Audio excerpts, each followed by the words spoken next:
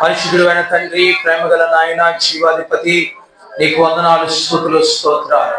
40 దినాల ఉపవాస ప్రార్థన కూడికల్లో అయా 17 దినాలు పూర్తి చేసుకొని 18వ దినంలోనికి ప్రవేశింపచేశారు. ఉదయకాలమునైన కూడిక ఆశీర్వాదకరంగా జరిగించారు. ఈ సాయంకాలపు కూడికను ప్రభువా ఆశీర్వాదకరంగా మీరు ఇప్పటి వరకు జరిగిస్తూ వచ్చారు. ఈ రాత్రి తండ్రి మేము నీ సన్నిధికి వచ్చి ప్రభువా నీ మాట కొరకు ఎదురు చూస్తూ ఉండగా ఈ రాత్రి మాతో మాట్లాడండి, మమ్మల్ని దర్శించండి. అయ్యా, యోహాను సువార్త ధ్యానములో ఈ రోజు మీరు మాతో ఏమి మాట్లాడై ఉన్నారో అయ్యా సూటిగా తేటగా మాట్లాడండి. మహిమను పొందుకోండి, అందరినీ దీవించండి. నీకే మహిమను ఆరోపిస్తూ యేసు నామమున ప్రార్థించి వేడుకున్న మా పరమ తండ్రి, ఆమేన్. ఆమేన్. కూర్చున్నాం.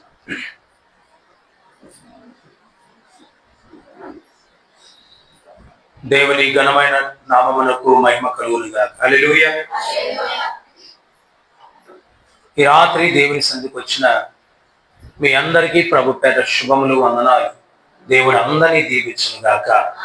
ఈ రాత్రి ప్రభు మనందరితో మాట్లాడును గాక. ప్రభు మన జీవితంలో గొప్ప కార్యాలు జరిగించును గాక. ప్రభు యొక్క హృదయము మన కొరకు ఆయన తెరిచి ఆయన యొక్క సంగతులు మనకు బోధించును గాక. ఈ రాత్రి దేవుడు మనతో మాట్లాడుతుండగా ఆసక్తిగా మనమందరం కూడా దేవుని సన్నిధానంలో ముందుకు సాగుదాం. హల్లెలూయా. యోహాను సువార్తను మనం ధ్యానం చేస్తా ఉన్నాం.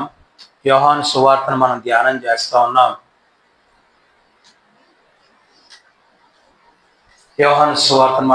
చేస్తూ ఉండగా ఈరోజు కూడా మరొక విషయాన్ని మనం ధ్యానం చేద్దాం. నిన్న దినాన యోహాను సువార్త 11వ అధ్యాయంలో మార్త, మరియా, లాజరు కుటుంబాన్ని మనం ధ్యానం చేస్తాం. 2 దినాలు మనం నిన్నటి దినాన 2 అంశాలుగా ధ్యానం చేస్తాం. మార్తలో ఉన్న లక్షణాలు, మరియలో ఉన్న లక్షణాలు, లాజరులో ఉన్న లక్షణాలు మనం ధ్యానం చేస్తాం. సుమారుగా 9 లక్షణాలు మనము ధ్యానం చేస్తాం. ఈ 9 లక్షణాలు ఆ కుటుంబంలో ఉన్నాయి. ఈ రోజున ప్రియులరా, మన కుటుంబంలో కూడా అట్టి 9 లక్షణాలు మనం కలిగి జీవించామా?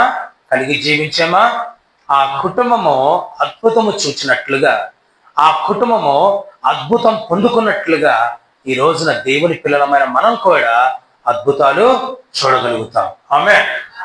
హల్లెలూయా.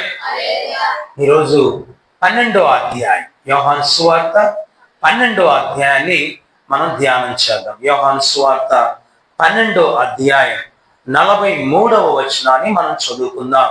యోహాను సువార్త 12:43. వారు దేవుని మెప్పు కంటే మనుషుల మెప్పును ఎక్కువగా అపేక్షించిరి. నా వెనకాల చెప్తారు ఈ మాటలు. వారు దేవుని మెప్పు కంటే మనుషుల మెప్పును ఎక్కువగా అపేక్షించిరి. హల్లెలూయా. దేవుడు గణపరచడం కంటే వారిని మనుషులు గణపరచాలని ఆశపడుతున్నారు. ఈ రోజున దేవుడు మనల్ని గణపరచాలా, మనుషులు మనల్ని గణపరచాలా? హల్లెలూయా.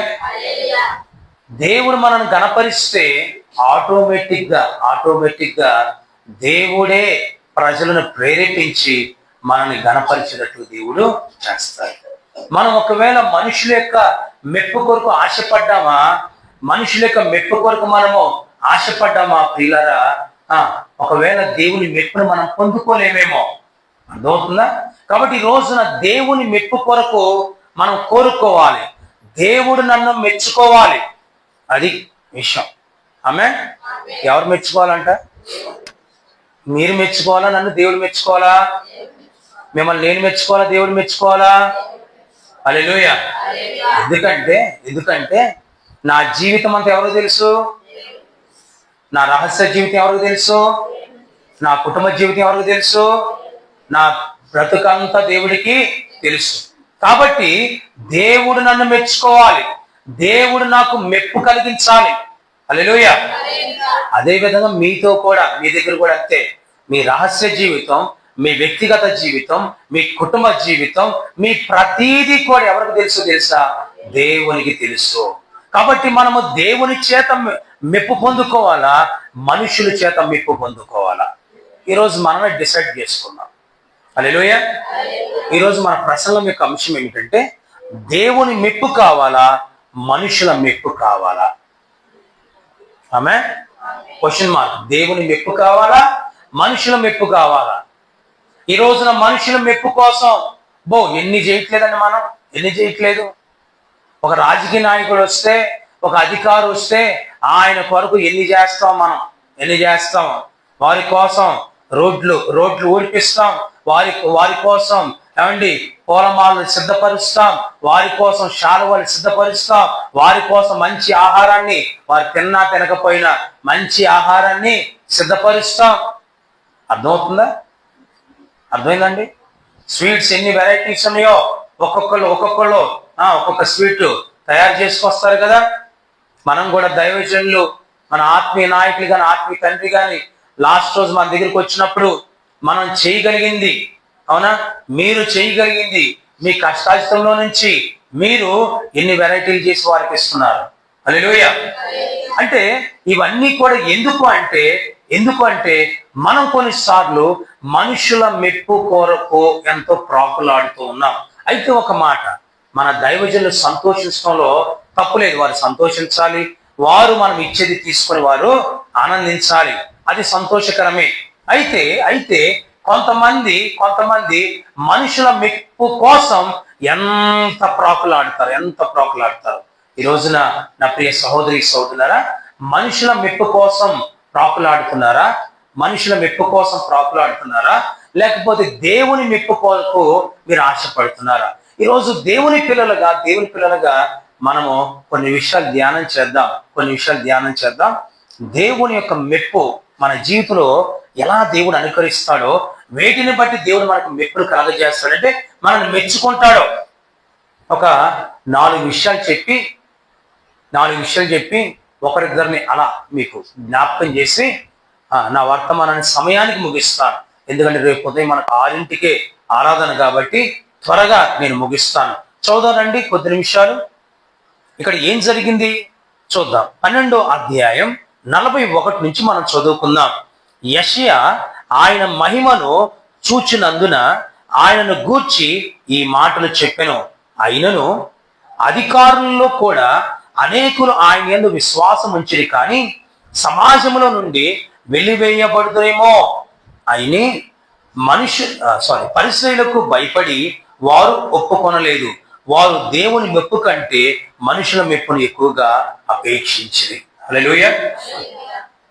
ప్రియులారా గమనించండి, ఇక్కడ ఎందుకు అసలు ఈ మాటలు చెప్పడం జరిగింది? అసలు ఎందుకు యేసుప్రభువు ఈ మాట పలకడం జరిగింది అంటే, మీరు 12వ అధ్యాయంలో మీరు ఒకసారి 20వ వచనం నుండి చూడగలిగితే నేను చెప్పేస్తాను, టూకీగా నేను చెప్పేస్తాను అక్కడ ఏం జరిగిందో. ఓకే, ఇక్కడ చూడండి. ఆ పండుగలలో యెరూషలేములో ఆరాధించడానికి కొంతమంది గ్రీసు దేశస్తులు వచ్చారనమాట అక్కడికి. అర్థమైందండి? దేవాలయానికి, యెరూషలేము దేవాలయంలో దేవుని ఆరాధించడానికి ఎవరు వచ్చారంట? గ్రీసు దేశస్తులు. అనండి, ఎవరు వచ్చారండి? వారెవరు అంటే అన్యజనులు. చెప్పండి, ఎవరంటే వారు అన్యజనులు. అయితే ప్రభువుని తెలుసుకున్నారు, యెహోవా దేవుని తెలుసుకున్నారు. వారు కూడా దేవుని ఆరాధించాలని వారు కూడా వచ్చారు. ఓకే, వారు వచ్చినప్పుడు చూడండి, వారు గలిలయలోని బెత్సయిదా వాడైన ఫిలిప్పు నొద్దకు వచ్చి, అయ్యా, మేము యేసును చూడాలని ఆశపడుతున్నాం అని చెప్పారు. అని చెప్పినప్పుడు ఫిలిప్ ఏం చేశాడంటే అంద్రేయ దగ్గరికి వెళ్ళి చెప్పాడు, అంద్రేయ యేసయ్యను చూడటానికి గ్రీసు దేశస్తులు వచ్చారయ్యా అని చెప్పాడు. అని చెప్పితే ఫిలిప్పు, అంద్రేయ ఇద్దరు కలిసి ఏం చేశారంటే,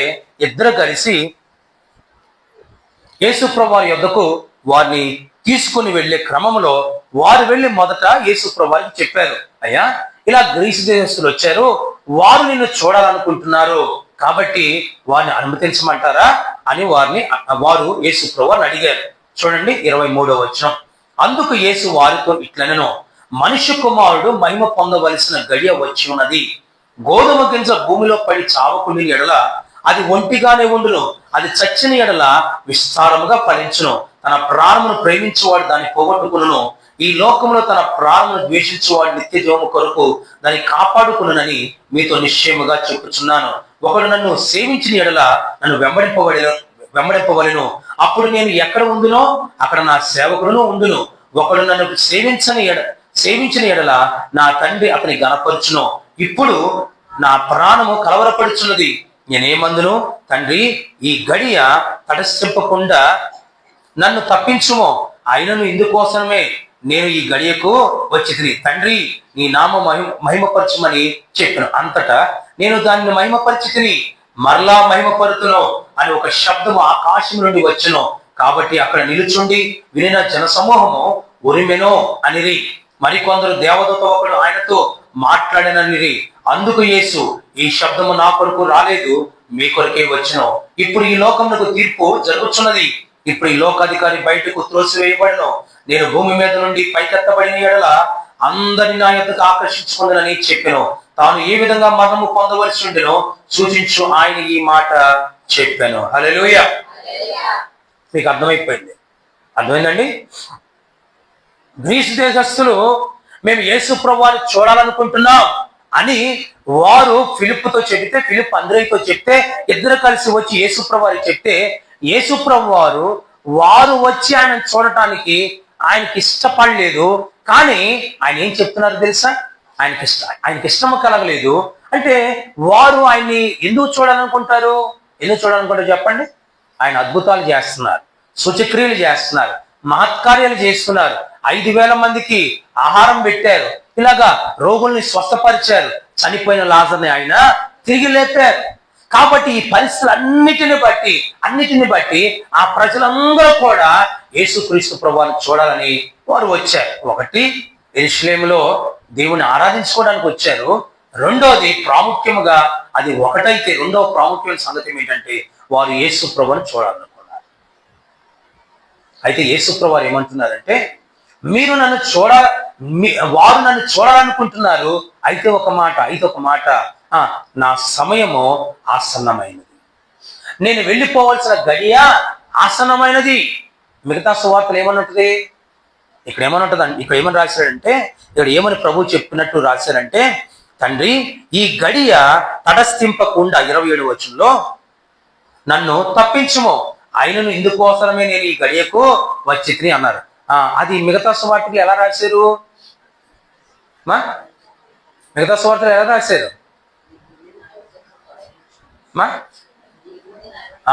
ఈ గిన్నె నా యొద్ద నుండి తొలగించు, అయినను నా ఇష్టము కాదయ్యా, నీ చిత్తమే సిద్ధించునుగా అని ప్రభు చెప్పినట్లుగా మిగతా సువార్తికులు రాశారు. యోహాను ఈ విధంగా రాశారు. ఏదైనా ఒకటే. అయితే ఇక్కడ యేసు ప్రభువు ఏం చెప్తున్నారంటే, ఆయన చెబుతున్న మాట, వారు నన్ను చూడటం అనే విషయం మీరు ఆ విషయం నా దగ్గర తీసుకొచ్చారు. అయితే నేను మీకేం చెప్తున్నానో తెలుసా? మనుష్య కుమారుడు మహిమ పొందవలసిన గడియ వచ్చినది. అంటే మహిమ పొందటం అంటే అర్థం ఏమిటి? నేను ఈ లోకాన్ని విడిచిపెట్టేసి నేను పరలోకానికి వెళ్ళవలసిన గడియ ఆసన్నమైనది. శిలువ మరణమో నేను పొందుకోవాల్సిన సమయం ఆసన్నమైనది అని ప్రభు మాట్లాడుతున్నారు.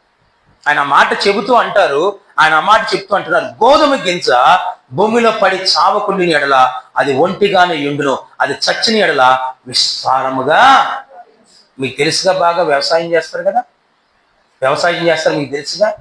గోధుమ గింజ భూమిలో పడి అది చస్తేనే గాని అది విస్తారంగా ఫలించదు. ఆ గోధుమ గింజ ఎవరని ప్రభు చెప్తున్నారంటే, ఇక్కడ యేసు ప్రభువు తన గురించి చెప్తున్నారు, నేనే ఆ గోధుమ గింజ. నేను చనిపోతే తప్ప మీ జీవితం ఆశీర్వాదము పొందుకోదు. నేను చనిపోతే తప్ప మీరు ఆశీర్వదించబడరు అని దాని అర్థం ఏమిటంటే, నేను చనిపోతే మీరు పరలోక రాజ్యానికి వెళ్తారు. హల్లెలూయా. నేను చనిపోతే మీకు ఆదరణకర్త మీ కొరకు ఈ లోకానికి వస్తాడు. ఆయన మిమ్మల్ని సర్వసత్యంలోనికి నడిపిస్తాడు. రాబోయే దినాల్లో మనం పరిశుద్ధాత్మ గురించి మనం నేర్చుకోబోతున్నాం. అర్థమైందా? నేను చనిపోతే మీకు పరలోకం ఉంది. ఆమేన్. ఆయన చనిపోతే ఆయన ఎందుకు చనిపోతున్నారు? తప్పు చేశా, పాపము చేశా, కాదు కాదు, ఆయన ఎందుకు చనిపోతున్నారంటే మన పాపముల నిమిత్తము ఆయన చనిపోబోతున్నారు. హల్లెలూయా. ఆయన ఎందుకు చనిపోతున్నారంట? మన పాపముల కొరకు ఆయన చనిపోబోతున్నారు ప్రియులారా.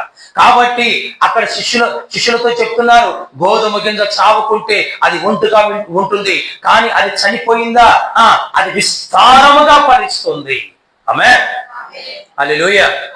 అందుకని ప్రభు అంటున్నారు, ఈ లోకములో తన ప్రాణము ప్రేమించువాడు దాన్ని పోగొట్టుకున్నాడు. తన ప్రాణముని ఎవరైతే ప్రేమించుకుంటారో దాన్ని ఏం చేస్తారంట? అది ఏమవుతుందంట? పోగొట్టుకుంటారు. వింటున్నారండి?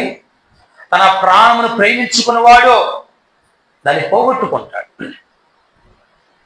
హల్లెలూయా. కానీ ఎవరైతే ఈ లోకంలో తన ప్రాణం ద్వేషించువాడు నిత్య జీవము కొరకు దాన్ని కాపాడుకున్నానని మీతో నిశ్చయముగా చెప్పుచున్నాడు. ఆమేన్. దేని కొరకు? నిత్య జీవము కొరకు. చెప్పండి, దేని కొరకు అంట? నిత్య జీవము కొరకు. ప్రియులారా, ఈ రోజున దేవుని పిల్లలమైన మనము దేని కొరకు బ్రతకాలో తెలుసా? నిత్య జీవము కొరకు బ్రతకాలి. అంటే పరలోకము కొరకు ఈ భూలోకంలో మనము బ్రతకాలి. ఈ లోకమంతా తుచ్చమైనది. ఈ లోక పోకడ గతించిపోతుంది. ఈ లోకపు ఆలోచనలు, ఈ లోకపు సిద్ధాంతాలు, ఈ లోకపు ఏమంటారు స్టైల్స్, ఈ లోకపు పద్ధతులు, ఈ లోకపు ప్రతి పరిస్థితి కూడా ఏమైతే తెలుసా? గతించిపోతాయి. అందం మోసకరం, అలాని స్నానం చేయొద్దు అంటలేదు. హల్లెలూయా. అర్థమైందా? అందంగా ఉండండి, తప్పని నేను అంటలేదు. కానీ అందమే మీ జీవితం కాదు. అందం కొరకే బ్రతకట్లేదు మనం. అర్థమవుతుందా? హల్లెలూయా. అందంగా కనపడటం మంచిదే, ఆమేన్. కానీ అదే జీవిత పరమార్థంగా తీసుకోకండి.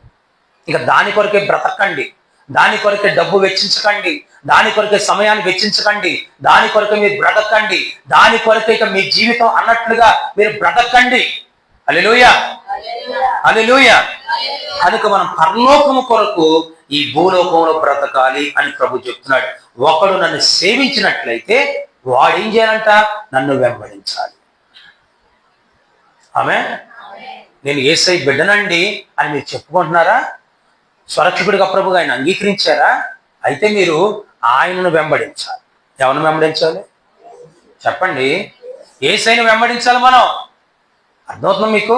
యేసయ్యను వెంబడించాలి.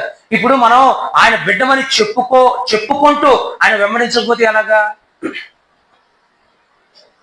ఇలా చెప్పమంటారా? నేను మా తల్లిదండ్రులకు జన్మించాను. అర్థమైందా? నా తల్లిదండ్రులు జన్మించిన నేను ఎక్కడ ఉండాలి? చెప్పండి, ఎక్కడ ఉండాలి? అర్థమవుతుంది. తల్లిదండ్రులతోనే ఉండాలి కదా. పెళ్ళయ్యే వరకు ఉండాలి కదా తల్లిదండ్రులతో. పెళ్ళైన తర్వాత ఇంకా ఎవరి కుటుంబం వారిది, అవునా కాదా? ఇప్పుడు మీరు కూడా మీ తల్లిదండ్రులకు జన్మించారు కాబట్టి మీ తల్లిదండ్రులతో ఉంటున్నారు. మీరు వివాహమైన వారు సపరేట్గా ఇంకొక కుటుంబాన్ని మీ కుటుంబాన్ని మీరు ఏర్పరచుకున్నారు. వీళ్ళని గమనించండి. ఇది ఈ మాట ఏం చెప్తున్నానంటే, యేసయ్య పిల్లలమని చెప్పుకుంటున్న మనము యేసయ్యను వెంబడించుకోకుండా, యేసయ్యతో జీవించుకోకుండా, యేసయ్య గుణలక్షణాలను ఆపాదించుకోకుండా, యేసయ్య వలే బ్రతకోకుండా, యేసు కొరకు బ్రతకోకుండా నువ్వు లోకం కొరకు బ్రతికితే ఇక ప్రయోజనం ఏముంది? నువ్వు లోకం కొరకు బ్రతికితే, సినిమాల కొరకు బ్రతికితే, లేకపోతే లోక సంబంధమైన హీరోయిన్స్ కొరకు బ్రతికితే, ఒక క్రికెటర్స్ కొరకు, ఆటగాళ్ళ కొరకు, పాటగాళ్ళ కొరకు, వాళ్ళ కొరకు, వీళ్ళ కొరకు నువ్వు బ్రతకగలిగితే, నాయకుల కొరకు, రాజకీయ నాయకుల కొరకు నువ్వు బ్రతికితే ప్రయోజనం ఏముంది? ఆదివారం మీ నాయకుడు పెద్ద మీటింగ్ పెట్టాడు. ఆదివారం దేవుని సన్నిధి తెలుసుకోండి. ఎవరి కోసం మీరు బ్రతుకుతున్నారో మీకు ఆన్సర్ వచ్చేస్తుంది. అర్థం నేను చెప్పిన మాట. మీ నాయకుడు పెద్ద మీటింగ్ పెట్టాడు. ఆ నాయకుడిని పుట్టించిన వాడు ఇక్కడ ఉన్నాడు. ఆమేన్. ఆయన కావాలా, మీ నాయకుడు కావాలో తెలుసుకోండి. మీ నాయకుడు కావాలంటే, మీ నాయకుడు ఒకవేళ ప్రభుని నమ్ముకోకపోతే మీ నాయకుడు నరకానికి వెళ్ళిపోతాడు. మీరు కూడా ఆ నాయకుడిని వెంబడించి ఎక్కడికి వెళ్తారు? కానీ ఈ నాయకుడు, ఏ నాయకుడు అయినా నీ కొరకు ప్రాణం పెట్టిన నాయకుడు ప్రభు అయిన యేసుక్రీస్తు ప్రభువారు. ఆయన్ను వెంబడించావా? హల్లెలూయా. ఆయన్ను వెంబడించావా? ఆయన రాజ్యానికి, అది ఎలాంటి రాజ్యం? దుఃఖము, వేదన, కన్నీరు, శోధన, బాధ, పాపము, నిట్టూర్పు, వేదన లేని రాజ్యం, ఆకలి దప్పికలు లేని రాజ్యం, శ్రేష్టమైన రాజ్యం అది. ఆ రాజ్యానికి అంతమే లేదు. ఆ రాజ్యములో ఏడుపు వినపడదు. హల్లెలూయా. అర్థమైందా? ఏ రాజ్యము కావాలి? 5 సంవత్సరాల్లో దిగిపోయే రాజ్యము కావాలా? శాశ్వత రాజ్యము కావాలో మనం తెలుసుకోవాలి. ఆమేన్. హల్లెలూయా. అందుకని ఎవడు నన్ను సేవిస్తున్నాడో వాడు నన్ను ఏం చేయాలంట? వెంబడించాలి. ఆమేన్. అప్పుడు నేను ఎక్కడ ఉండునో అక్కడ నా సేవకుడును ఉండును. ఒకడు నన్ను సేవించిన ఎడల నా తండ్రి అతను ఏం చేస్తాడంట? అబ్బాబ్బా, ఎంత గొప్ప మాట. మొదటి విషయం రాసుకోండి.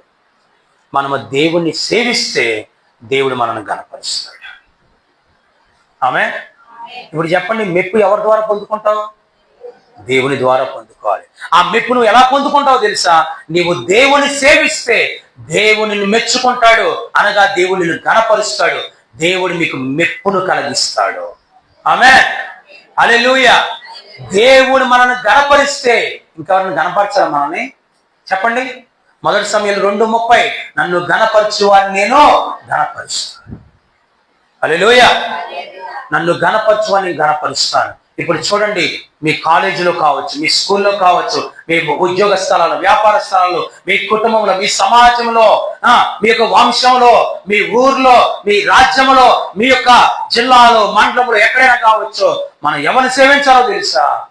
దేవుణ్ణి మాత్రమే సేవించాలి. ఆయన్ని ఘనపరచాలి. నీవు ఆయన ఘనపరిచేవా?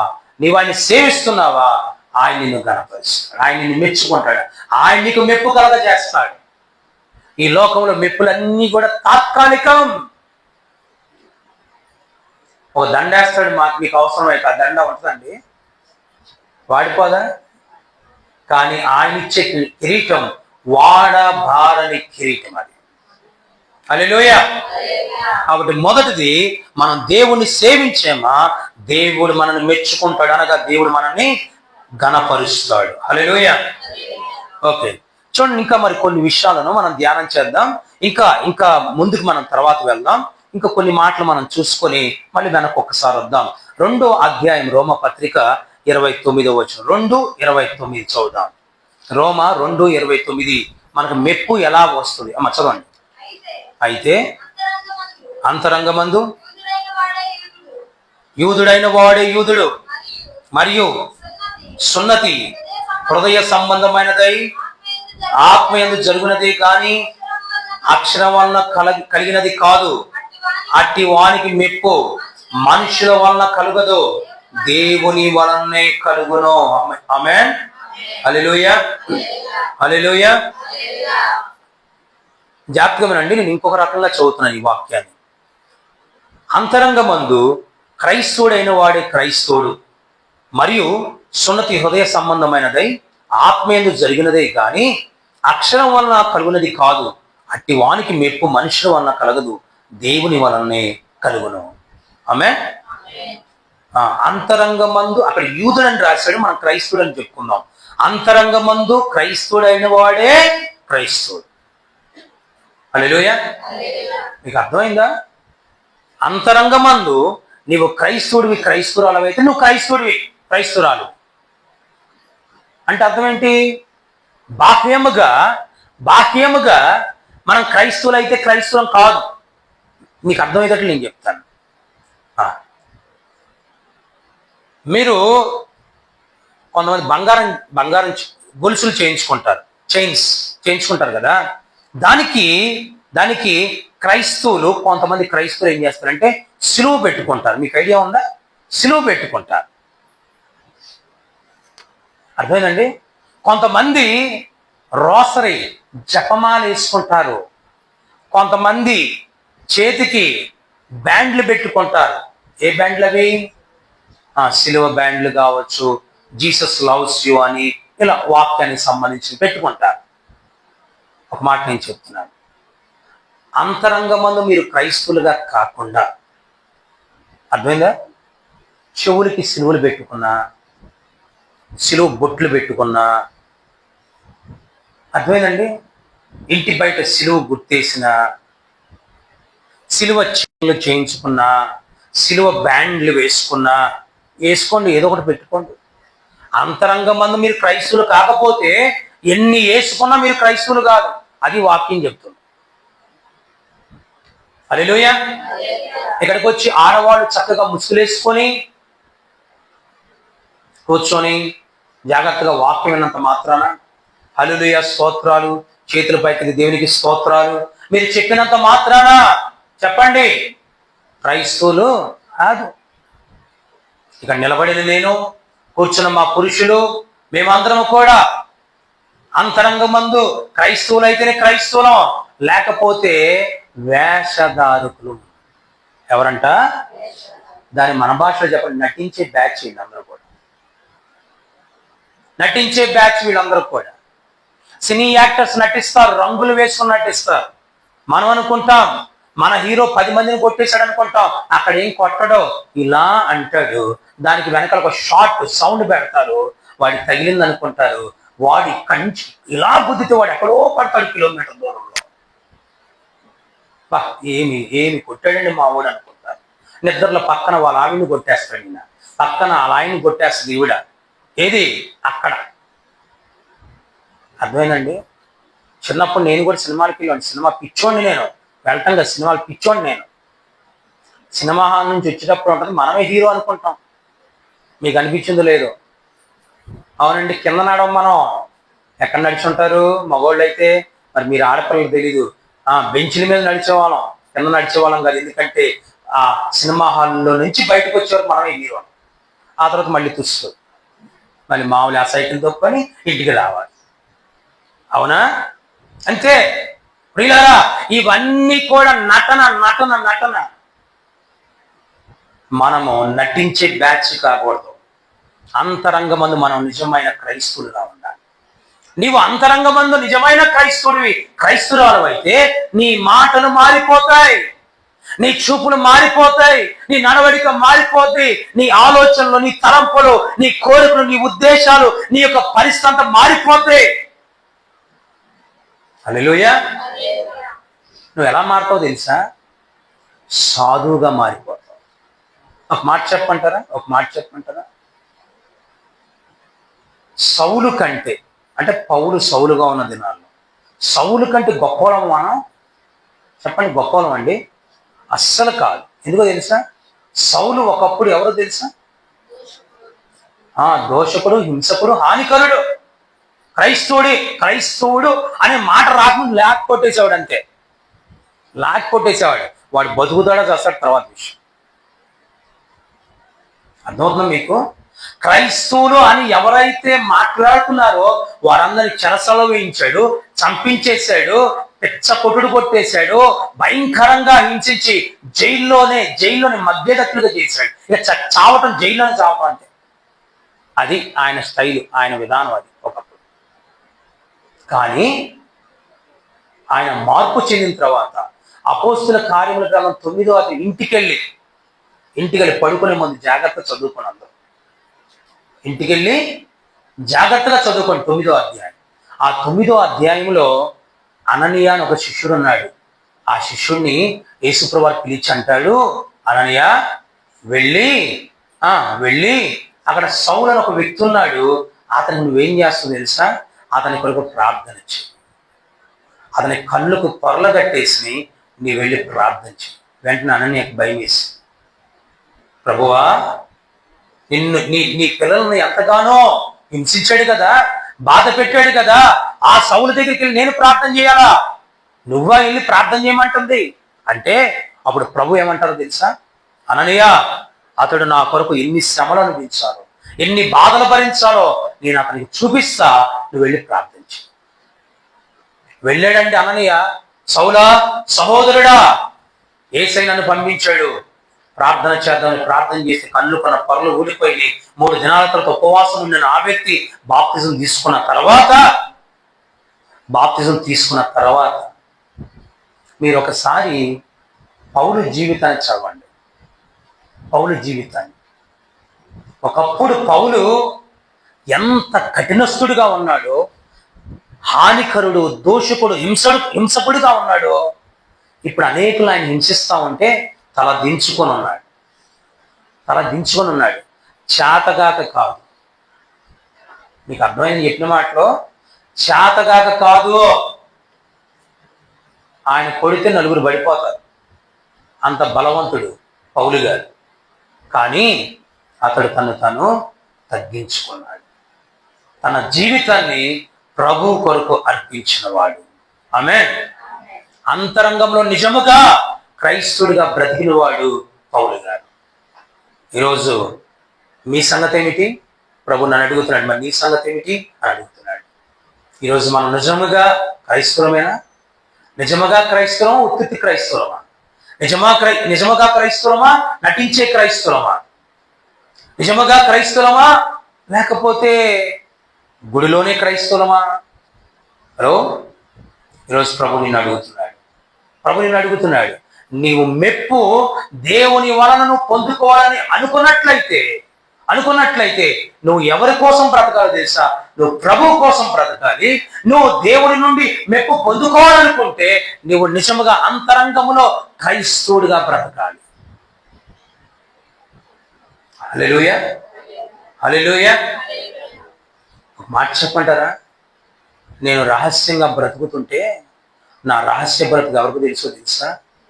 నా భార్యకి తెలియకపోవచ్చు, నా పిల్లలకు తెలియకపోవచ్చు, మా మమ్మీ డాడీకి తెలియకపోవచ్చు, మా పాస్టర్ గారికి కూడా తెలియకపోవచ్చు. కానీ ఎవరికి తెలుసా? ఆయనకి తెలుసు. అర్థమవుతుందా? నేను పైన నటించి మా పాస్టర్ గారి ద్వారా శబాష్, సూపర్ అమ్మా, నువ్వు బాగా పనిచేస్తున్నావు, బాగా పరిచర్య చేస్తున్నావు, బాగా చదువుతున్నావు, వాక్యం బాగా చక్కగా నువ్వు సమయానికి వస్తున్నావు అని మీ పాస్టర్ గారు చెబితే కాదు. ఆయన చెప్తాడండి. ఆయనకి ఏముంటుందండి? 2 కళ్ళే ఉంటాయి. అవునా? మీ అంతరంగంలోనికి దూరి ఆయన చూడలేడు, చెప్పలేడు. మీ ఇంట్లోకి వచ్చి ఆయన చూచి మిమ్మల్ని చెప్పలేడు. కానీ ఎవరు రాగలరో తెలుసా? యేసయ్య మీ దగ్గరికి వస్తాడు, మీలోనికి వస్తాడు. మీ హృదయాన్ని ఆయన పరిశీలించే దేవుడు. ఇప్పుడు చెప్పండి, మీరు బాహ్య క్రైస్తవుల, అంతరంగముగా నిజముగా క్రైస్తవుల? తేల్చుకోండి ఈరోజు. ఆమేన్. నిజముగా మీరు అంతరంగంలో క్రైస్తవులైతే అట్టి వానికి మెప్పు మనుషుల వలన కలగదో, దేవుని వలనే కలుగుతుంది. ఆమేన్. 2, నీవు దేవుని నుండి మెప్పు పొందుకోవాలంటే అంతరంగంలో నిజమైన క్రైస్తవుడిగా నీవు బ్రతకాలి. హల్లెలూయా. 3 రోమా 13:3. ప్రభుత్వము చేయువాడు చెడ్డ కార్యములకే గాని మంచి కార్యములకు భయంకరులు కారు. నీకు మేలు కలుగుటకు అధికారులు దేవుని పరిచారకులు. వారికి భయపడక ఉండకోరుతువా? మేలు చేయము, అప్పుడు వారి చేత మెప్పు పొందుదువో. నీవు చెడ్డది చేసిన యెడల భయపడమో, వారు ఊరకయ్యే ఖడ్గము ధరింపరు. కీడు చేయువాని మీద ఆగ్రహము చూపుటకై వారు ప్రతీకారము చేయు దేవుని పరిచారకులు. ఆగండి అక్కడ. మీకు అర్థమైందా? వీరెవరో తెలుసా? వీరెవరంట? దేవుని పరిచారకులండి. ఎవరు వారు? ప్రభుత్వం చేసేవారు. హల్లెలూయా. మీరు కోరుకున్న ప్రభుత్వం రాదు, ప్రభు నియమించిన ప్రభుత్వం వస్తుంది. ఆమేన్. ఆ ప్రభుత్వాన్ని దేవుడే తీసుకొస్తాడు. ఒకవేళ వారు దేవుని చిత్తానుసారంగా నడిస్తే వారు ఉంటారు. దేవుడికి విరుద్ధంగా బ్రతికితే ఓడ పీకేస్తాడు దేవుడు.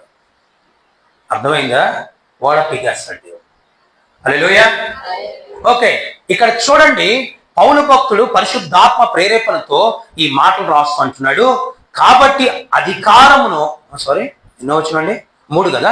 ప్రభుత్వము చేయువారు ప్రభుత్వము చేయువారు చెడ్డ కార్యములకే గాని మంచి కార్యములకు భయంకరులు కారు. అంటే అర్థం ఏంటంటే, ఒక నిజమైన ప్రభుత్వం, దేవుని ఎరిగి చేస్తున్న ప్రభుత్వం, దేవుని తెలుసుకున్న ప్రభుత్వం, వారు చెడ్డ కార్యాలకి భయంకరులు. అంటే అర్థం ఏంటి? చెడ్డ కార్యాలు చేసిన మిమ్మల్ని శిక్షిస్తారు, కానీ మీరు మంచి కార్యాలు చేసినందుకు వారు శిక్షించరు. ఉదాహరణకి మనం బండి మీద వెళ్తున్నామండి, కారులో వెళ్తున్నాము, ప్రయాణమే వెళ్తున్నప్పుడు మీరు సిగ్నల్ పడింది. సిగ్నల్ పడినప్పుడు మీరు పెద్ద ఏమండి డిపిఎం తాలూకా లేక సీఎం తాలూకా అని బండి మీద రాసుకొని ముందుకెళ్ళిపోయారు అనుకోండి, ఏమైందండి? పక్కన పెడతారండి మనల్ని. అర్థమైందా?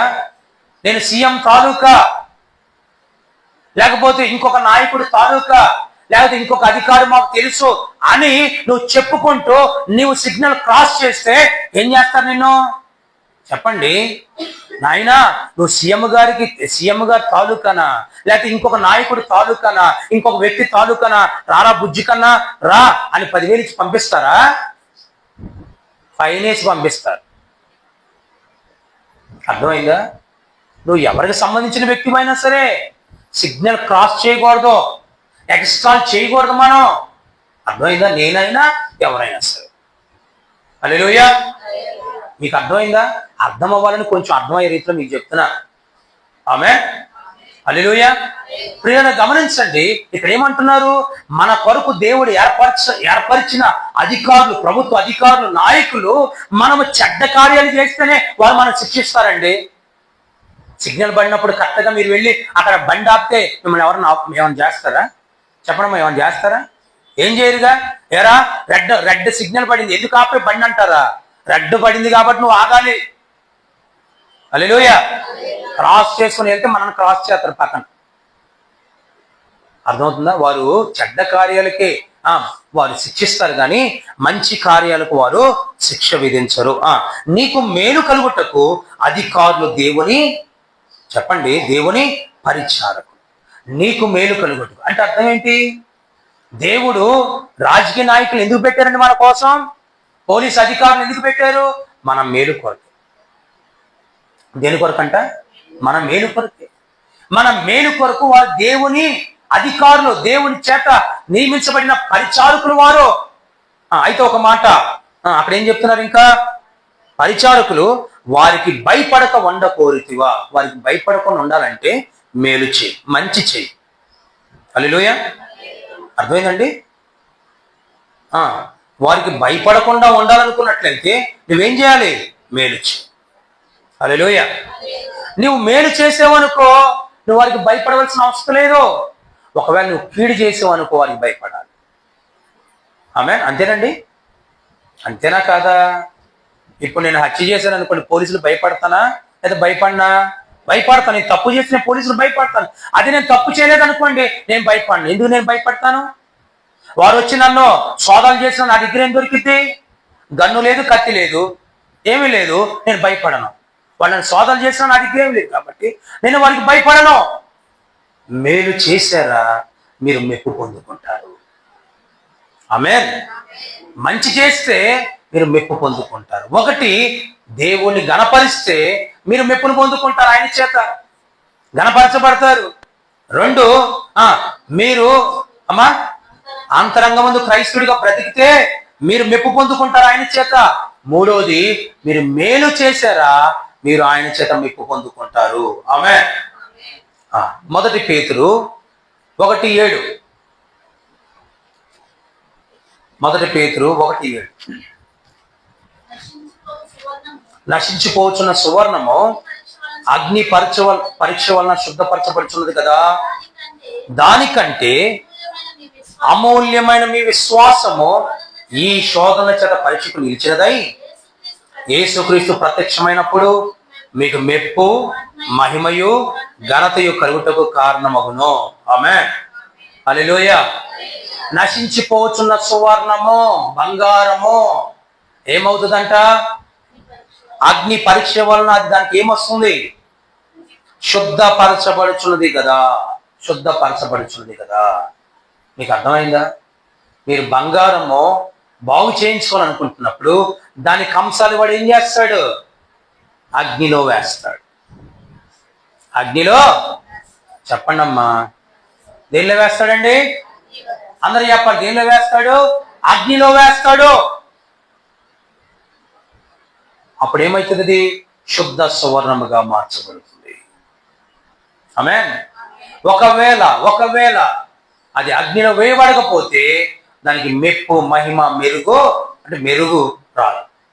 అదే విధముగా దానికంటే కూడా అమూల్యమైన మీ విశ్వాసము శోధనలకు నిలిచినదై. మీకు శోధన వచ్చింది, మీరు దేవుని పిల్లలు, మీరు క్రైస్తవులు, మీరు దేవుని పిల్లలు కాబట్టి మీకు ఏమొచ్చింది? శోధన వచ్చింది. ఇలా చెప్తాను మీకు, ఇలా శోధన వచ్చింది. మీకు ఎలా వచ్చిందో చెప్తాను మీకు. ఇందా మీకు చెప్పాను కదా, ఆదివారం దేవునికి మందిరానికి వెళ్ళాలి మనం. అయితే ఒక సమస్య, ఒక శోధన మనకు వచ్చింది. ఆ శోధన చెబుతుంది నువ్వు బయటికి వెళ్ళాలని చెప్తుంది.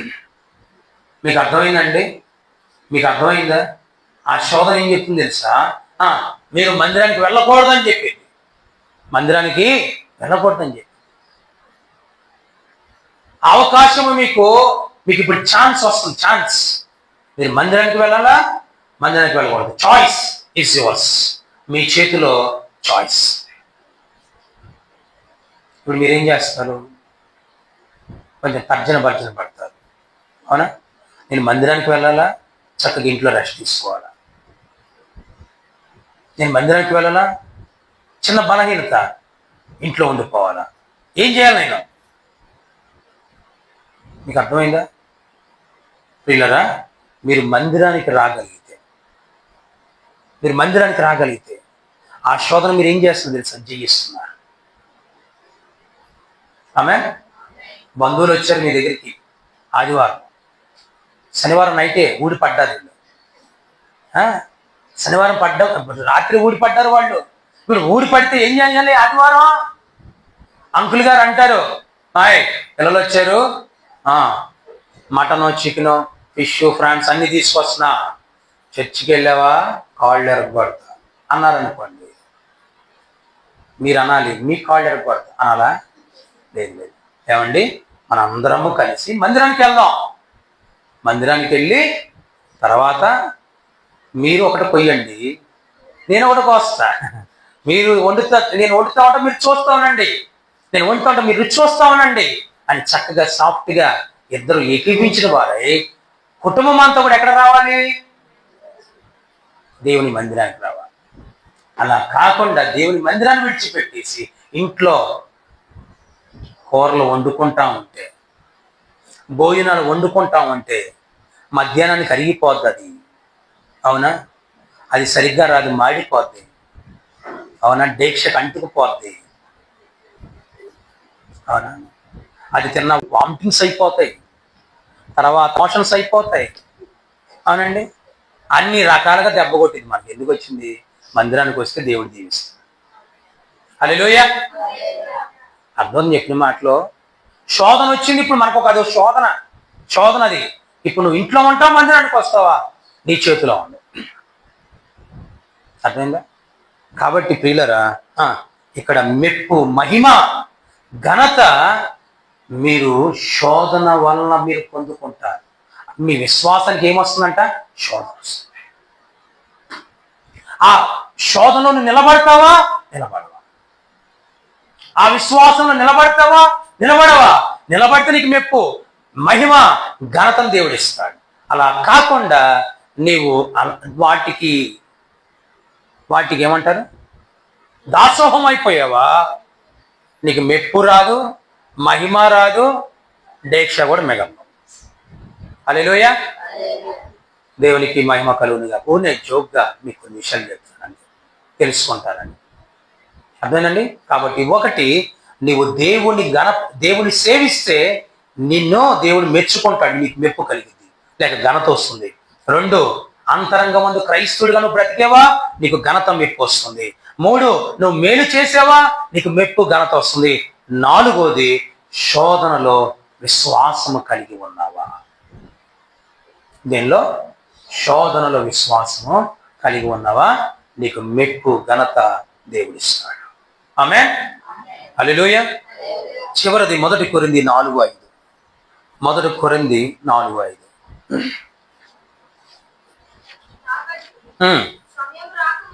కాబట్టి సమయం రాకమునుపు అనగా ప్రభు వచ్చే వరకు దేనిని గూర్చి తీర్పు తీర్చకుడి. ఆయన అంధకారమందలి రహస్యములను వెలుగులోనికి తెచ్చి హృదయములలోని ఆలోచనలను బయలుపరచునప్పుడు ప్రతి వానికి తగిన మెప్పు దేవుని వలన కలుగును. ఆమేన్. హల్లెలూయా. నేను చదువుతున్నాను, జాగ్రత్తగా వినండి. కాబట్టి సమయము రాకమునుపు, దేవుని సమయము రాకమునుపు అనగా ప్రభు వచ్చే వరకు దేనిని గూర్చి తీర్పు తీర్చొద్దు. అర్థమైందా మీకు? ఆవిడ ఎలాగా, ఈయన ఎలాగా, ఆ యవనస్త్రాలు అలాగా, ఈ యవనస్త్రాలు ఎలాగా అని మనకు తెలియనప్పుడు మనం తీర్పు తీర్చకండి. తీర్పు తీర్చకుడి. ఆయన అంధకారమందలి, నిజంగా వారు తప్పు చేస్తే ఆయన అంధకారమందలి రహస్యములు ఏం చేస్తాడంట? వెలుగులోకి తీసుకొస్తాడు. వెలుగులోకి తీసుకొస్తాడు. నీవు గదిలో చేసింది వెలుగులోకి వస్తుంది. నీవు మోసం చేసింది నువ్వు బల్ల కింద చేయబెట్టావు, కానీ అది పైకి కనపడుతుంది, పైకి కనపడింది. మనం చేసే ప్రతి పాపాన్ని దేవుడు ఏం చేస్తాడు తెలుసా? ఎల్ఈడి స్క్రీన్స్ తెలుసా మీకు? ఎల్ఈడి స్క్రీన్స్ తెలుసు కదండి. ఇంట్లో మనకి ఇంతకుముందు చిన్న టీవీ ఉండేది, పిక్చర్ ట్యూబ్ టీవీ. ఆ పిక్చర్ ట్యూబ్ పోయిందనుకో, మనకు తెలుసుగా చిన్నప్పుడు ఇలా ఇలా బొమ్మ ఊగేది. ఆ బొమ్మను అలాగే టీవీ ఇలా ఊపి ఆ బొమ్మను అలాగే చూస్తూ ఉండేవాళ్ళం. నెత్తి మీద ఒకటి పీకేవాళ్ళం, ఇటు కొట్టేవాళ్ళం, అటు కొట్టేవాళ్ళం. ఎందుకో అది నిలబడింది అని బొమ్మ. అవునా? ఆ దినాలు అయిపోయినాయి. ఇప్పుడు ఏమొచ్చినాయి? ఆ తర్వాత చిన్న టీవీలు చాలా సన్నగా ఉన్నాయి, గోడకు అలా అమర్చవచ్చు. కొన్ని ఇళ్లలో ఎంత పెడుతున్నారు. ఏంటది? ఆ టీవీ కాదండి, ఏమంటారు, షెల్ఫ్, అరలో. అంటే అర్థం ఏంటి? మీరు ఇంత టీవీ కొనుక్కోవాలి, మనం ఇంత టీవీ తెచ్చుకోవాలి అని. అర్థమైందా? కొంతమంది మామూలుగా వదిలేస్తున్నారు బాగుంది, ఎందుకు అంత టీవీ తెచ్చుకోవాలి. ఇప్పుడు వచ్చేసినాయి పెద్ద పెద్ద టీవీలు వచ్చేసి, బొమ్మలు పెద్ద పెద్ద కనపడతాయి. అవునా కదా? అవునా కదా? క్లియర్గా కనపడతాయి బొమ్మలు. అవునా కదా? మీకు ఒకటి చెప్పమంటారా? ఒకవేళ మన రహస్య పాపాలని దేవుడు స్క్రీన్ మీద వేసాడు అనుకోండి, అయిపోయింది. మనం రహస్యంగా చేసిన ప్రతి పాపాలని కూడా అక్కడ మనకు ఒక సీడీ ఇస్తాడు, ఒక స్క్రీన్ పెడతాడు. ఆ స్క్రీన్ ఇదిగో అక్కడ కూర్చో, ఇదిగో నీ నీ నీ నీ యొక్క పెన్ డ్రైవ్, ఇదిగో నీ పెన్ డ్రైవ్, దీనిలో your life is in this. నువ్వు చేసిన పాపాలని దీనిలో ఉన్నాయిరా, ఇదిగో పెన్ డ్రైవ్ వేసుకో. పెట్టాం, ఆన్ చేసాం. మనం చేసిన పాపాలని 1 పలానా రోజు పాపం, 2 పలానా రోజు పాపం, అన్ని బట్టబయలు పెద్ద స్క్రీన్స్, చిన్న స్క్రీన్స్ కాదండి, పెద్ద స్క్రీన్లు కనపడి. అర్థమవుతుందా? ఎందుకంటే మనం ఎవరిని తీర్పు తీర్చడానికి ఎవరం కాదు, మన చేతిలో ఏమి లేదు. కానీ ఆయన ఉన్నాడే, అంతరంగంలో ఉన్నది ప్రతిదీ కూడా ఏం చేస్తాడంట? బయటికి తీసుకొస్తాడు. రహస్యంగా నువ్వు చేసిన ప్రతి పాపము కూడా ఆయన బట్టబయలు చేస్తాడు. ఇంకా పాపంలో ఉన్నావా? ప్లీజ్ వదిలేసి. నీవు ఇంకా పాపంలో ఉన్నట్లయితే నీది బయటకు వచ్చేస్తుంది, అల్లరి పాలైపోతావు, లోకానికి తెలిసిపోయి నీ బ్రతుకు నాశనం అయిపోతాయి. జాగ్రత్త. అంతరంగంలో ఉన్న ప్రతిదీ కూడా ఆయన వెలుగులోని ప్రతి రహస్యాన్ని ఆయన వెలుగులోనికి తెచ్చి హృదయములలోని ఆలోచనలు ఏమిటంట? చెప్పండి, ఏంటంటవి? చేసిన కార్యాలు కదండి, హృదయంలోని ఆలోచన. మీ ఆలోచన నేను చెప్పగలనా? నేను ఇంకా వదలనేంటండి అని మీరు అనుకున్నారనుకోండి, ఊరినే అనుకున్నారనుకోండి, నాకు తెలిసిద్దా? నాకు తెలియదు కదా. కానీ ఎవరికి తెలిసిద్ది? అది నాకు తెలియదు. మీ ఆలోచన ఏంటో నాకు తెలియదు, నా ఆలోచన ఏంటో మీకు తెలియదు. కానీ హృదయములోని ఆలోచనలను బయలుపరిచినప్పుడు ప్రతి వానికి ఇక్కడ నిలబడి నాకు వింటున్న మీకు తగిన మెప్పు దేవుని వలన కలుగును. అది మంచిదైతే మంచిగా మెప్పిస్తాడు, లేకపోతే శిక్ష మనం పొందుకుంటాం. అర్థమైంది కదా? హల్లెలూయా. అందుకనే తీర్పు తీర్చొద్దు. తీర్పు తీర్చని వారికి మెప్పును దేవుడు అనుగ్రహిస్తాడు. హల్లెలూయా. ఓకే, ముగింపు రండి. మళ్ళీ యోహాను సువార్త 12వ అధ్యాయం.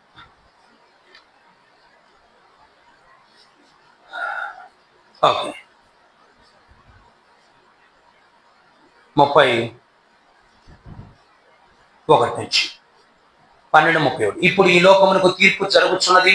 ఇప్పుడు ఈ లోకాధికారి బయటకు త్రోసివేయబడిను. నేను భూమి మీద నుండి పైకెత్తబడిన ఎడల అందరినీ నా యొద్దకు ఆకర్షించుకుందునని చెప్పాను. అనగా యేసుప్రభు వారికి శిలువ మరణం గురించి ఆయన మాట్లాడుతున్నారు. తాను ఏ విధంగా మరణం పొందవలసి ఉండెనో సూచించు ఆయన ఈ మాట చెప్పాను. జన సమూహము ఇలా అనుకుంటున్నారంట, క్రీస్తు ఎల్లప్పుడూ ఉండని ధర్మశాస్త్రం చెప్పుట వింటిని, మనిషి కుమారుడు పైకెత్తబడవాలనని నీవు చెప్పుచున్న సంగతి ఏమిటి? మనిషి కుమారుడు ఈయన ఎవరని ఆయన్ని అడిగారు. అందుకు యేసు ఇంకా కొంతకాలం వెలుగు ఈ మధ్య ఉండును, చీకటి మిమ్మల్ని కమ్ముకొనుకున్నట్లు మీకు వెలుగు ఉండగానే నడువడి. చీకటిలో నడుచువాడు తాను ఎక్కడికి పోచున్నాడో ఎరుగడు. మీరు వెలుగు సంబంధాలున్నట్లు మీకు వెలుగుండగానే వెలుగునందు విశ్వాసం ఉంచుడని వారితో చెప్పిన. అక్కడ వెలుగు అంటే ఎవరో తెలుసా? యేసుక్రీస్తు ప్రభువు. చీకటి అంటే యేసుని విడిచి జీవించే జీవితం, యేసుని విడిచి లోకంలో జీవించే జీవితం. యేసు అని ఆ పేరు చెప్పుకుంటూ రహస్యంగా బ్రతుకు చీకట్లో నడిచేవారు, వారు ఎక్కడికి వెళ్తారో వారికి తెలియదు. కాబట్టి వెలుగుండగానే వెలుగునందు విశ్వాసం ఉంచుడు అంటే వెలుగు సంబంధులుగా మీరు బ్రతకండి అని చెప్తున్నారు. హల్లెలూయా. ఇలా చెబుతూ ఉండగా యేసయ్య అక్కడ యోహాను ఏం చేస్తున్నాడంటే యెషయా గ్రంథములో ఉన్న ప్రవచనాన్ని ఆయన జ్ఞాపకం చేస్తున్నాడు. ఎక్కడ ప్రవచనం అంటే యెషయా గ్రంథంలో ఉన్న ప్రవచనాన్ని జ్ఞాపకం చేస్తున్నాడు. ఏమంటున్నాడు? 37. యేసు ఈ మాట చెప్పి వెళ్ళి వారికి కనబడకుండా తాగి ఉండెను. ఆయన వారి ఎదుట ఇన్ని సూచక్రియలు చేసినను వారు ఆయన విశ్వాసం ఉంచరైరి. అర్థమైందా మీకు? ఎన్ని అద్భుతాలండి, ఎన్ని సూచక్రియలు అండి యేసయ్య చేసిన వారి ఎదుట. కానీ వారు యేసయ్యను నమ్మలేదంట. ప్రియులారా, ఒక మాట చెప్పమంటారా? మనలో చాలా మంది ఎన్ని అద్భుతాలు పొందుకున్నారండి, స్వస్థతలు, కార్యాలు, ఎన్ని గొప్ప విడుదల కార్యాలు.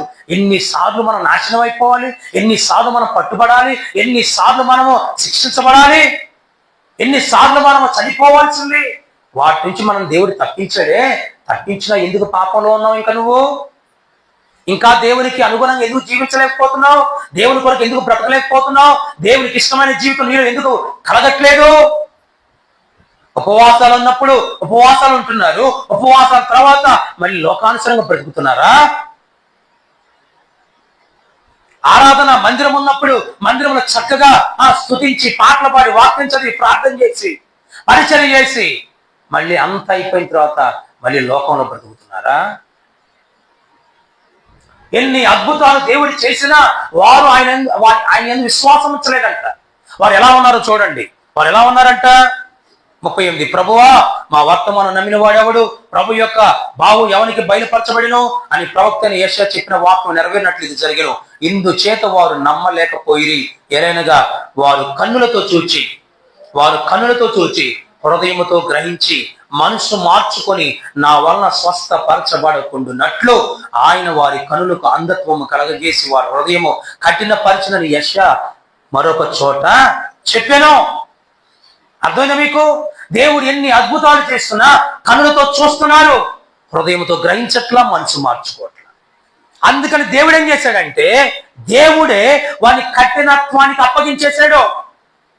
ఎవరు అప్పగించారంట? మీకు అర్థం చెప్పిన మాట, వారు కాదు, మొదట వారు, తర్వాత దేవుడే అప్పగించాడు. ఆమేన్, హల్లెలూయా. మొదట వారు దేవుడు అద్భుతాలు చేస్తూ వచ్చాడు. ఏమైంది? ఫరో విన్నాడా? మీ దేవుని వెళ్ళి వేడుకోండి, రేపు నేను ఆ కార్యం చేస్తా, మీ ప్రజలు నేను పంపిస్తా అన్నాడు ఫరో. వెళ్ళాడు, మోషే ప్రార్థన చేశాడు, దేవుడు బాగు చేశాడు. ఆ నీళ్లు రక్తంగా మారింది, మళ్ళీ ఆ నీళ్లు మంచిగా మారిపోయినాయి. మంచిగా మారిన తర్వాత ఏమైందంట, అతని హృదయమో కఠినమైపోయింది. ఒకటి, నెక్స్ట్ 2, 3వ తెగులు, 4వ తెగులు, 5వ తెగులు. వాడి మనసు ఆల్రెడీ కఠినముతో ఉంది. కాబట్టి దేవుడు ఏం చేశాడు, ఇంకా కఠినపరిచేశాడు. ఎప్పటి వరకు తెలుసా? 10వ తెగులు వరకు. 10వ తెగులు ఏం జరిగిందో తెలుసా? మొదటి సంతానం అంతా కూడా చనిపోయాడు. ఫరో పెద్ద కుమారుడు చనిపోయాడు. అప్పుడు నన్ను క్షమించండి, వెళ్ళిపోండి దయచేసి అన్నాడు. అక్కడతో ఆగల. మళ్ళీ మిగతా వాళ్ళు మళ్ళీ ఫరోను ప్రేరేపిస్తే అందరి హృదయాలు కఠినమైపోయినాయి మళ్ళీ. అందుకని వారు ఎక్కడ ముంచబడ్డారంట? ఎర్ర సముద్రంలో వారు ముంచబడ్డారు. ఇప్పుడు దేవుడు అంటున్నాడు మొదట వారు కఠినపరుచుకున్నారు, కానీ ఇక్కడ వాక్యం సెలవిస్తుంది, ఇప్పుడు దేవుడే వారి కనులకు అంధత్వం కలగజేసి వారి హృదయం కఠినపరిచారు. రోమపత్రిక మొదటి అధ్యాయం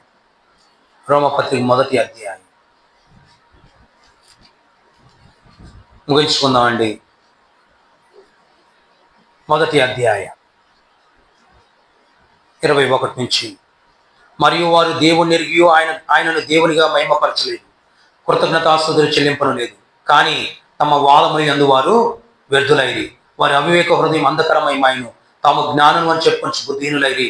వారు అక్షయుడుకు దేవుని మహిమను క్షయమగు మనుషుల యొక్క, పక్షుల యొక్క, చతుర్పాతి జంతువుల యొక్క, పురుగుల యొక్క ప్రతిమా స్వరూపములుగా మార్చి ఈ హేతుచేత వారు తమ హృదయముల దురాశను అనుసరించి తమ శరీరములను పరస్పరము అవమానపరుచుకున్నట్లు దేవుడు వారిని అపవిత్రతకు అప్పగించారు.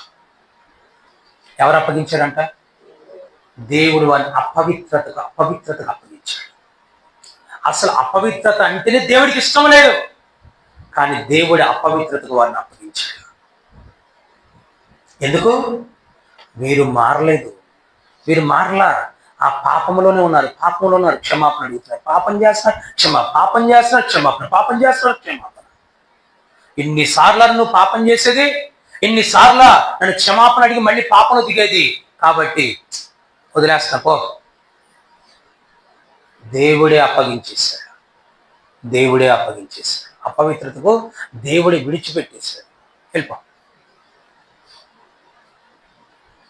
ఇప్పుడు వాడికి ఎలా ఉంది తెలుసా?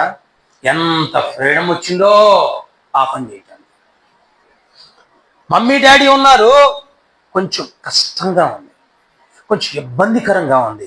ఇంకో ప్లేస్ అయితే బాగుంటుంది, హాస్టల్కి వెళ్తే బాగుంటుంది, కాలేజీకి వెళ్తే బాగుంటుంది. అర్థమైందా? ఇంకొక స్థలానికి వెళ్తే అక్కడ నా యజమానుడు ఉండరు, లేక నా కుటుంబ సభ్యులు ఉండరు, కాబట్టి నాకు ఒక స్థలము దొరికింది, ఆ స్థలంలో నేను ఎలా అయినా సరే స్థలాలు వెతుక్కుంటున్నారు. అలా వెతుక్కుంటూ అలవాటైపోతే దేవుడు వదిలేస్తుంటే వారు అనుకుంటున్నారు, అబ్బా ఇంతకు ముందు అందరూ ఉంటే ఎంత కష్టమైపోయేది.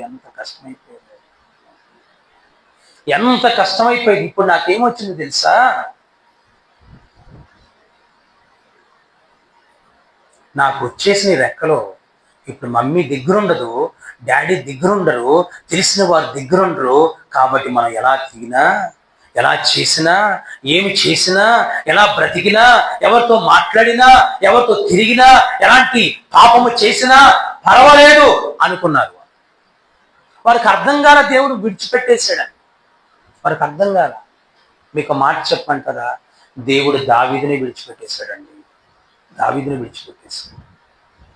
బెత్షెబాతో పాపం చేశాడు. పాపం చేసినప్పుడు క్షమాపణ అడగాల్సింది కదా, చేయలే. ఇంక మళ్ళీ లోపల ఎలాంటి ప్లాన్స్ చేస్తా ఉన్నాడు. ఆమె వచ్చి, రాజుగారు నేను గర్భవతినయ్యాను, సైలెంట్ ఉంటావు, నేను చూసుకుంటా.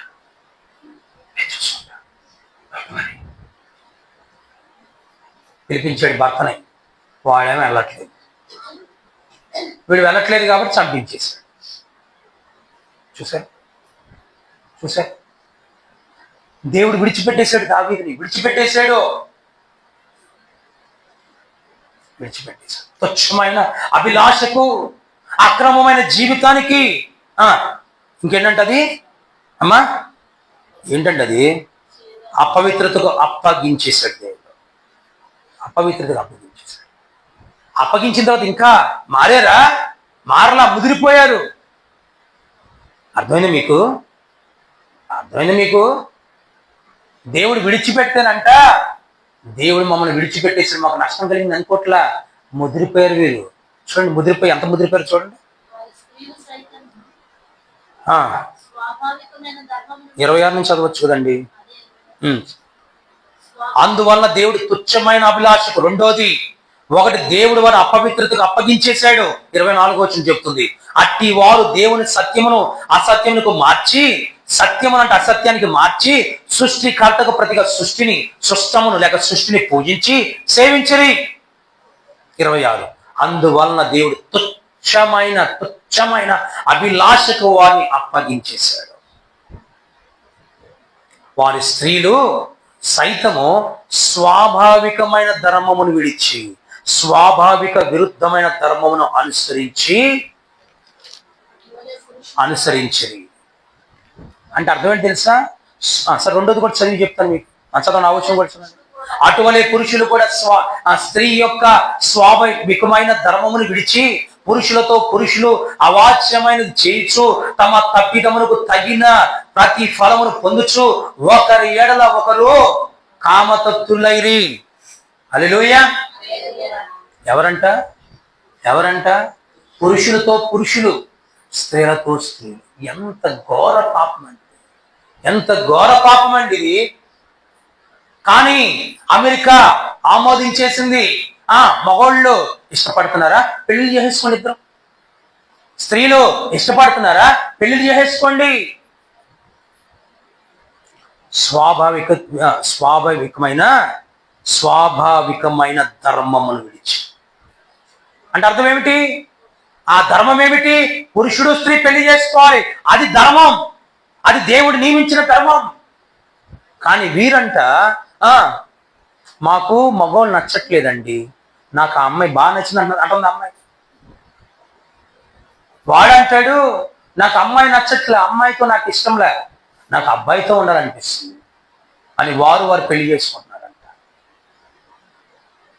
దేవుడు తుచ్చమైన అభిలాషకు వారిని అప్పగించేశాడు. మీ కర్మ మీరు సావండి, రేపు పొద్దున మిమ్మల్ని ఏపుతానే. అర్థమైందా? రేపు నరకంలో మీరు ఫ్రై అవుతుంది, కానీ ఇక్కడ మీ ఇష్టం, నేనేం చేయలేను అని వదిలేసింది. అర్థమవుతుందా ప్రియులారా? అర్థమవుతుందా? కాబట్టి దేవుడే వారిని కఠినపరిచేశాడు.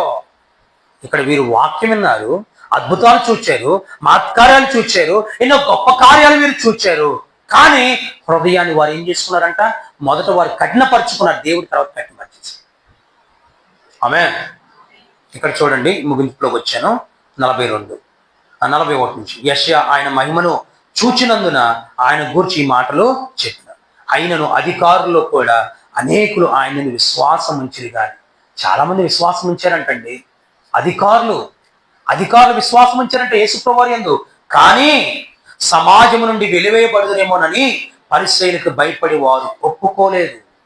మీరు యేసే శిష్యులా?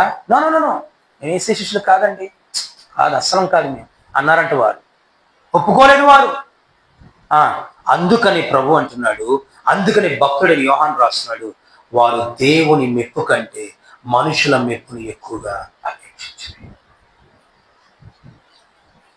ఎవరి మెప్పు కావాలి? మనుషుల మెప్ప, దేవుని మెప్ప? దేవుడు మనల్ని మెచ్చుకోవాలా, మనుషులు మెచ్చుకోవాలా? బలా నమ్మకమైన మంచి దాసుడా, నీవు కొంచెంలో నమ్మకంగా ఉంటే కనుక నేను అనేకమైన వాటి మంది నియమిస్తున్నానని ఆ యజమానుడు చెప్పాడు. ఆ యజమానుడు అక్కడ చెప్పాడు. కానీ ఆ యజమానుడు ఎవరో తెలుసా? మన ప్రభువైన యేసయ్య. ఆయన మనతో చెప్పాలి. హల్లెలూయా. యేసయ్య మెప్పు కావాలా, మనుషుల మెప్పు కావాలా? పౌలు భక్తుడు అంటాడు, మేము మనుషులను సంతోషపరచువారం అయితే మేము క్రీస్తు దాసులము కాదు. అమ్మా, దయచేసి క్షమించండి, మిమ్మల్ని మేము మీ కొరకు మేము బ్రతకలేము. మీరు జీవిస్తున్నట్లుగా మేము చూసి చూడకుండా ఊరుకోలేం. అర్థమైందా? ఎందుకంటే మాకు కావాల్సిన దేవునికి మెప్పు. సేమ్ టు సేమ్ మీరు కూడా అలాగ అనుకోవాలి. పాస్టర్ గారు మీకు నచ్చినట్లు మేము జీవించాం అంటే ఒకవేళ మేము తప్పు చేయమండి. మీకు అర్థమైంది చెప్పిన మాట. నేను మిమ్మల్ని పాపం చేయమన్నాను అనుకోండి, ఇంకో మాట చెప్పమంటారా, ఈ పార్టీకి ఓటేసేయండి, దొంగ ఓట్లు కూడా గుద్దేసేయండి అని నేను చెప్పినప్పుడు నేను నరకానికి వెళ్ళిపోతాను. అర్థమవుతుంది మీకు? అది చెప్పినప్పుడు మీరేం చేయాలి? మా పాస్టర్ గారు చెప్పినప్పుడు మేము గుద్దేద్దాం అనుకుంటారా? నో, పాస్టర్ గారు మేము చేయకూడదు ఆ పని అని మీరు చెప్పాలి. హల్లెలూయా. ఎందుకో తెలుసు, మనం అందరం ఎవరు మెప్పు పొందుకోవాలి? ఎవరి కొరకు బ్రతకాలి? మనందరం దేవుడి కొరకు. దేవుని సంతోషపరచాలి మనం, మనుషుల్ని కాదు. అర్థమైందండి? మనుషులు ఇవాళ ఉంటారు, రేపు పోతారు. ఇవాళ ముద్దు పెడతారు, రేపు పొద్దు చీ అంటారు మనుషులు. అర్థమైందా మీకు? ఎవరు శాశ్వతం కాదు, మనకి ఎవరు శాశ్వతం కాదు. అర్థమైందా? నేను ఉంటానంటే 100 సంవత్సరాలు ఇక్కడ, ఏం శాశ్వతం కాదు. దేవుడి ఇంకోళ్ళని పంపిస్తాడు నా స్థానంలో. హల్లెలూయా. మనుషుల్ని సంతోషపరిచేవాడు సేవకుడు కాదు. మనుషులు సంతోషపరిచేవాడు క్రైస్తవుడే కాదు. మనం అందరం కూడా దేవుని సంతోషపరచాలి, దేవుని మెప్పును మనం పొందుకోవాలి, మనుషులు మెప్పు కాదు. హల్లెలూయా. ఈరోజు మీకు అన్నీ చెబుతారు మీ వాళ్ళు, అన్నీ చెప్తారు మీ ఫ్రెండ్స్, అన్నీ ఇలా చేయరా, అలా చేయరా, అలా చేయి, ఇలా చేయి అంటే నువ్వు ఇరుక్కున్నప్పుడు ఎవ్వడు రాడు.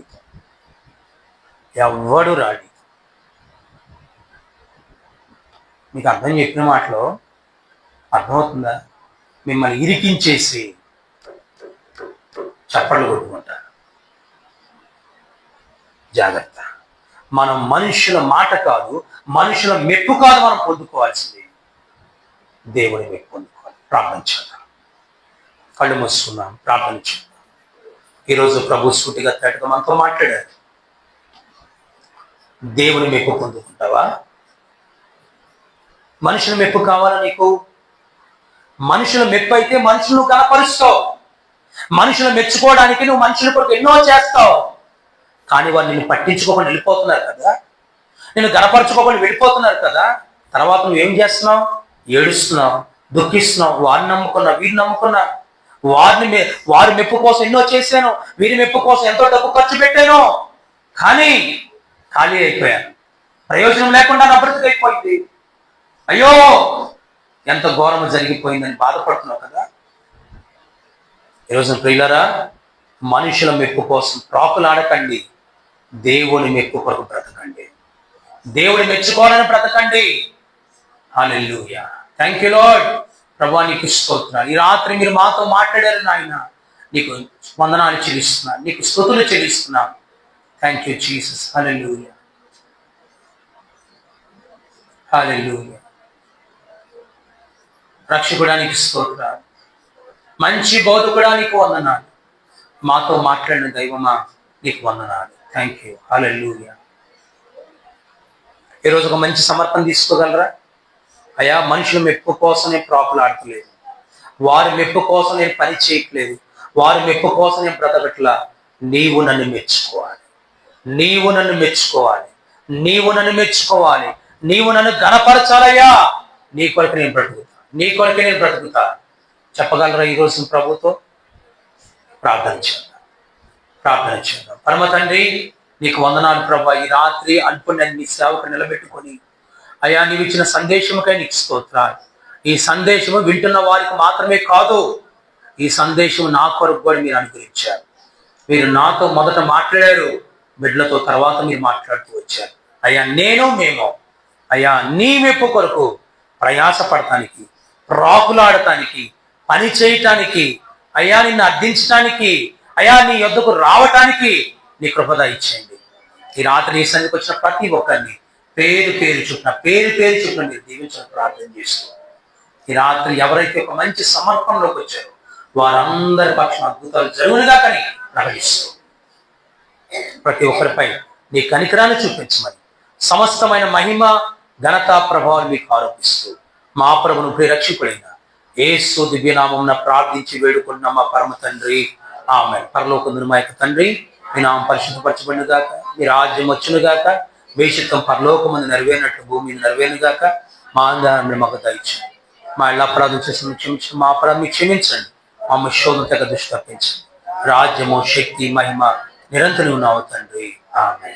మన తండ్రిని దేవుని ప్రేమ, రక్షకుడైన యేసు వారి కృప, ఆదరణ కర్త అయిన పరిశుద్ధాత్మ దేవుని యొక్క అన్యోన్య సహవాసము, సమాధానం ఆయన బిడ్డలమైన మనందరకు ఆయన రాకడ పర్యంతము సదాతోడే నడిపించుగాక. ఆమేన్. తండ్రి, కుమార, శుద్ధాత్మకును తగు స్తుతి మహిమలు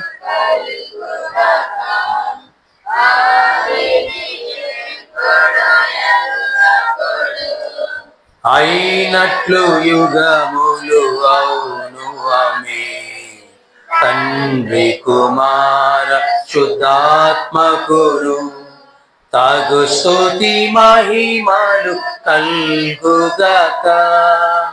ఆమేన్.